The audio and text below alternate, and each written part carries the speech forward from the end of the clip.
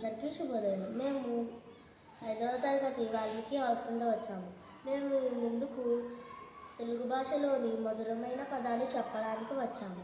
కారం కారం ఏం కారం, కారం కారం ఏం కారం, వెటకారం వెటకారం, ఉపకారం ఉపకారం, వికారం వికారం, శ్రీకారం శ్రీకారం, అధికారం అధికారం, మమకారం మమకారం, ఆకారం ఆకారం, అంధకారం అంధకారం, గుణకారం గుణకారం,